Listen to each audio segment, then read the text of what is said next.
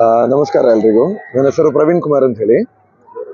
ನಮ್ಮ ಈ ವರ್ಷದ 2026 ಮಹಾಶಿವರಾತ್ರಿ ಪ್ರಯುಕ್ತ ನಾವು ಶುರು ಮಾಡ್ತಾ ಇರುವಂತ ಈ ಒಂದು ಶಿವಯಾತ್ರೆ ಏನಿದೆ, ಇದು ಈ ವರ್ಷ ನಾವು ಉಡುಪಿ ಭಾಗದಿಂದ ಸ್ಟಾರ್ಟ್ ಮಾಡಿದಿತ್ತು. ಡಿಸೆಂಬರ್ 7ನೇ ತಾರೀಕು ಉಡುಪಿಯಿಂದ ಸ್ಟಾರ್ಟ್ ಮಾಡಿ ನಾವು ಮಂಗಳೂರು, ಮಡಿಕೇರಿ, ಮೈಸೂರು, ಹಾಗೆ ರಾಮನಗರ ಮತ್ತೆ ಔಟರ್ ಬೆಂಗಳೂರು ಮುಖಾಂತರ ದೊಡ್ಡಬಳ್ಳಾಪುರ, ಚಿಕ್ಕಬಳ್ಳಾಪುರ, ನಂತರ ಇವತ್ತು 43ನೇ ದಿವಸ ಜನವರಿ 18 ತಾರೀಕು ನಾವಿಲ್ಲಿ ಸದ್ಗುರು ಸನ್ನಿಧಿ ಬಂದು ಸೇರ್ಕೊಂಡಿದ್ದೀವಿ.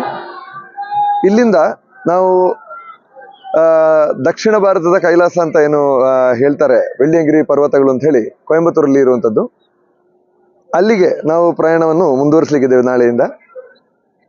ಟೋಟಲ್ ನಾವು 70 ದಿವಸಗಳ ಈ ಒಂದು ಶಿವಯಾತ್ರೆ ಅಂತ ಹೇಳಿದ್ರೆ ಪಾದಯಾತ್ರೆ ಮಾಡ್ಕೊಳ್ತಾ ಶಿವನನ್ನು ರಥದಲ್ಲಿ ನಾವು ಎಲ್ಲ ಪಟ್ಟಣಗಳಲ್ಲೂ ಎಲ್ಲ ಹಳ್ಳಿಗಳಿಗೂ ನಾವು ಶಿವನ ಒಂದು ಅನುಗ್ರಹ ಜನರಿಗೆ ತಲುಪಿಸ್ಬೇಕು ಅಂತ ಒಂದು ಉದ್ದೇಶ ಇಟ್ಕೊಂಡು ಈ ಮಹಾಶಿವರಾತ್ರಿ ಪ್ರಯುಕ್ತ ಏನು ಶಿವಯಾತ್ರೆ ಅಂತ ಹೊರಟಿದೆವೋ ಅದು 70 ದಿವಸಗಳು ಸಾಗ್ಲಿಕ್ಕಿದೆ. ಹಾಗೆ 1000ಕ್ಕೂ ಹೆಚ್ಚು ಕಿಲೋಮೀಟರ್ ನಾವು ಇದರ ಮೂಲಕ ಸಾಗ್ಲಿಕ್ಕಿದ್ದೇವೆ. ಇದರಲ್ಲಿ ಸಾಮಾನ್ಯವಾಗಿ ಪ್ರಾರಂಭದಲ್ಲಿ ಒಂದು 35 ಯಾತ್ರೆಗಳು ನಾವು ಸ್ಟಾರ್ಟ್ ಮಾಡಿದಿತ್ತು.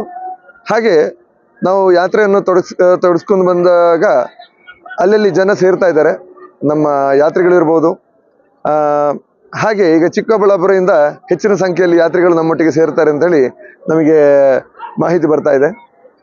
ಯಾತ್ರಿಗಳು ಅಲ್ಲದೆ ಎಲ್ಲೆಲ್ಲಿ ನಾವು ಯಾವ್ಯಾವ ಪ್ರದೇಶಕ್ಕೆ ಅಂತ ಹೋಗ್ತಾ ಇದ್ದವೋ, ಅದು ಪಟ್ಟಣಗಳಿರ್ಬೋದು, ಹಳ್ಳಿಗಳಿರ್ಬೋದು, ಜನರ ಒಂದು ಭಕ್ತಿ ನಾವು ಏನು ನೋಡ್ತಾ ಬರ್ತಾ ಇದ್ದೀವಿ, ಅದೊಂಥರ ಅಲೆ ಅಂತ ಹೇಳ್ಬೋದು. ನಾವೇನು ಶಿವಾಂಗ ಸಾಧನೆ ಅಂತ ಮಾಡ್ಕೊಂಡು ಬರ್ತಾ ಇದ್ದೀವಿ ಮಹಾಶಿವರಾತ್ರಿ ಪ್ರಯುಕ್ತ, ಈ ಶಿವಾಂಗ ಸಾಧನೆ ಮಾಡುವ ಮೂಲಕ ಶಿವಯಾತ್ರೆಯನ್ನು ಮಾಡ್ತಾ ಬರ್ತಾ ಇದ್ದೀವಿ. ಈ ಶಿವಾಂಗ ಅಲೆನೇ ಆಗ್ತಾ ಇದೆ ಅಂತ ನಾವು ಹೇಳಬಲ್ಲೆ. ಆ ಮೂಲಕ ಸದ್ಗುರು ಅವರ ವಿಷನ್ ಏನು ಇಟ್ಕೊಂಡಿದ್ದಾರೆ, ಇಡೀ ಜಗತ್ತನ್ನೇ, ಪ್ರಪಂಚವನ್ನೇ ಶಿವಮಯಂ ಮಾಡಬೇಕು ಅಂತ ಹೇಳ್ತಾ ಇದ್ದಾರೋ, ಅದು ನಮಗೆ ಈಗ ಕಾಣಲಿಕ್ಕೆ ಸ್ಟಾರ್ಟ್ ಆಗಿದೆ. ಯಾಕಂತ ಹೇಳಿದ್ರೆ ನಾವು ಪ್ರತಿಯೊಂದು ಊರಲ್ಲಿ ಹೋದಾಗಲೂ ಕೂಡ ಅಷ್ಟೇ, ಜನರ ಒಂದು ರೆಸ್ಪಾನ್ಸ್ ಇರ್ಬೋದು, ತುಂಬ ಅದ್ಧೂರಿಯಾಗಿ ರಿಸೀವ್ ಮಾಡೋದಿರ್ಬೋದು, ಆದಿಯೋಗಿಯನ್ನು, ರಥವನ್ನು, ಯಾತ್ರೆಗಳನ್ನು, ಇದು ಎಲ್ಲ ನೋಡಿದ್ರೆ ಇನ್ನು ಮುಂದಿನ ದಿನಗಳಲ್ಲಿ ಇದು ಖಂಡಿತವಾಗ್ಲೂ ಇಡೀ ಕರ್ನಾಟಕದಲ್ಲೇ ಒಂದು ದೊಡ್ಡ ಅಲೆಯಾಗಿ ಮೂಡಿ ಬರುತ್ತದೆ ಅಂತ ಹೇಳಿ ನಮಗೂ ದೊಡ್ಡ ಒಂದು ಭರವಸೆ ಇದೆ. ನಾನು ಒಬ್ಬ ಯಾತ್ರಿ ಇದರಲ್ಲೂ. ನನ್ನ ಹೆಸರು ಪ್ರವೀಣ್ ಕುಮಾರ್ ಅಂತ ಹೇಳಿ. ನಾನು ಮಂಗಳೂರವ ಮೂಲತಃ. ನಾನು ಕೂಡ ಇದರಲ್ಲಿ ಉಡುಪಿಯಿಂದಲೇ ಫಸ್ಟ್ ಡೇ ಇಂದಲೇ ಸೇರ್ಕೊಂಡವ ಅಂತ ಒಂದು ಯಾತ್ರೆ. ಈಗ ನಾನು ಕಂಪ್ಲೀಟ್ 70 ದಿವಸ ಪೂರ್ಣ ಮಾಡ್ಬೇಕಂತ ಇದ್ದೀನಿ. ಆ್ಯಂಡ್ ಆಗ್ಲೇ ತುಂಬಾ ಅನುಭವಗಳು ಈ ಯಾತ್ರೆಯೊಂದಿಗೆ. ಇನ್ನು ಮಂಗಳೂರಿಂದ ಪಾದಯಾತ್ರೆ. ಈ ರಥದೊಂದು ಸ್ಪೆಷಾಲಿಟಿ ಏನಪ್ಪಾ ಅಂತ ಹೇಳಿದ್ರೆ, ಇದಕ್ಕೆ ತುಂಬಾ ಜನ ಕೇಳಿದ್ರು ಮೋಟರ್ ಎಲ್ಲಿ, ಇಂಜಿನ್ ಎಲ್ಲಿ ಅಂತ ಹೇಳಿ. ಖಂಡಿತವಾಗ್ಲೂ ಇದಕ್ಕೆ ಮೋಟರ್ ಇಲ್ಲ, ಇಂಜಿನ್ ಇಲ್ಲ. ನಾವು ಈ ಶಿವಯಾತ್ರಿಗಳೇ, ನಾವು ಶಿವಾಂಗ ಸಾಧನೆ ದೀಕ್ಷೆ ತಗೊಂಡ್ರೆ ಶಿವಗಣಗಳು ಅಂತ ಹೇಳ್ತಾರೆ. ಈ ಶಿವಗಣಗಳೇ ಇದರ ಇಂಜಿನ್. ನಾವು ಎಳ್ಕೊಂಡೇ ಬರೋದು. ಹಾಗೆ ಉಡುಪಿಯಿಂದಲೇ ಇದನ್ನು ಎಳ್ಕೊಂಡೇ ಬರ್ತಾ ಇರೋದು ಈ ರಥವನ್ನು. ಹೌದು.